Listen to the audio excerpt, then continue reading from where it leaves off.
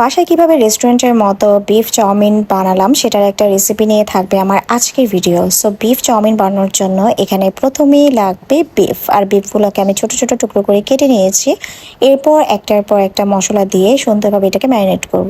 ফার্স্টে আমি এখানে দিয়েছি আদা রসুন পেস্ট, তারপর আমি ইউজ করেছি এটার মধ্যে সয়া সস, তবে সসের পরিমাণগুলো কিন্তু বুঝে বুঝে ইউজ করতে হবে।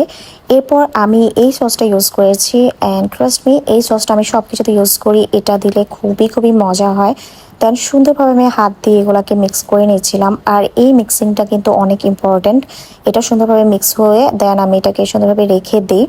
বিফগুলোকে আমি সকালেই ম্যারিনেট করে রেখেছিলাম, কারণ এতে করে আমি যে মশলাগুলো দিয়ে ওইটাকে ম্যারিনেট করেছি, মশলাগুলো সুন্দরভাবে মাংসের সাথে একদম মিক্স হয়ে যাবে।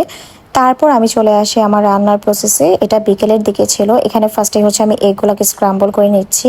আমার কাছে না চাউমিন বা নুডলসের মধ্যে একটা পরে মিক্স করলেই ভালো লাগে। আমি একদম সব একসাথে যখন দিই তখন ডিমটা আমি ইউজ করি না, এই জন্য স্ক্রাম্বলটা আমি আগেই করে নিই। আর আমি আজকে ইউজ করব এই ড্রাগন নুডলসটা। আমি যেহেতু চাউমিন বানাতে চাচ্ছি, আমার একটু মোটা টাইপের নুডলস দরকার ছিল, আর এই নুডলসটা কিন্তু সেদ্ধ হতে অনেক টাইম লাগে। এই ড্রাগন নুডলসটার গায়ে লেখা যে 4 থেকে 5 মিনিটের মধ্যে সেদ্ধ হয়ে যায়, বাট মোটেও এরকম না, অনেক সময় নিয়ে তারপর সেদ্ধ করতে হয়, আর সেদ্ধ ভালো মতো না হলে কিন্তু শক্ত থেকে যায়। এরপর আমি যে তেলের মধ্যে এটাকে স্ক্র্যাম্বল করেছিলাম, সেম তেলে আমি বিফটাকে এখানে সুন্দরভাবে ফ্রাই করে নিচ্ছি। আর এটার মধ্যে যেহেতু সব মশলা অ্যাড করাই ছিল, আমি জাস্ট এটাকে সুন্দরভাবে ফ্রাই করার পর তারপর আরেকটু তেল অ্যাড করে দিলাম, কারণ আমার কাছে লাগলো যে তেলটা কম হয়ে গিয়েছে। কিছুক্ষণ নাড়াচাড়া করার পরেই কিন্তু বিফ থেকে সুন্দরভাবে পানি ছেড়ে দিচ্ছিল। আর এই সেই সিক্রেট সস যেটা আমি বানিয়েছি, এখান থেকে আমি হাফ এখন এই বিফের মধ্যে ইউজ করব। আর ইউজ করে করে বিফটাকে সুন্দরভাবে সেদ্ধ করে নিব একটু টাইম নিয়ে। বিফটা যখন হয়ে আসবে তখন এর মধ্যে আমি একটুখানি পেঁয়াজ অ্যাড করে দিয়েছি। আচ্ছা, এই নুডলসটার মধ্যে আপনারা চাইলে কিন্তু ক্যাপসিকাম, গাজর এগুলোও ইউজ করতে পারেন, বাট সেদিন আসলে আমার ভেজিটেবল খেতে ইচ্ছে করছিল না, তাই আমি আর কোনো কিছুই অ্যাড করিনি।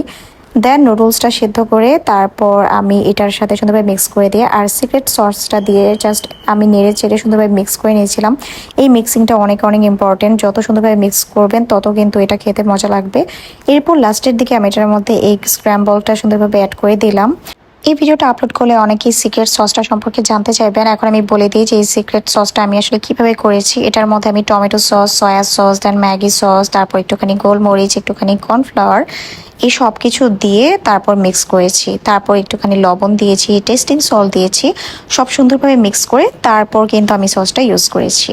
নুডলসটা যখন হয়ে আসছে তখন এটার মধ্যে যে এগটা স্ক্রাম্বল করে রেখেছিলাম সেটা দিয়ে নিলাম। তারপর সুন্দরভাবে একদম চুলাটাকে লো আঁচে রেখে জাস্ট নেড়ে চেড়ে মিক্স আপ করে নিচ্ছিলাম। অ্যান্ড ট্রাস্ট মি, এটা একদম রেস্টুরেন্টের মতো পারফেক্ট টেস্ট আসছে। তবে অবশ্যই কিন্তু সসটা আমি যেভাবে বললাম সেভাবেই ইউজ করতে হবে। And hair is the final look. So আমার রেসিপি ভিডিও কার কার ভালো লাগে সেটা কিন্তু অবশ্যই কমেন্টস করে জানাবেন। কেমন হচ্ছে? কতটুকু মজা? তাকাও, মামির দিকে তাকাও। চিনির মতন মজা। চিনির মতো মজা।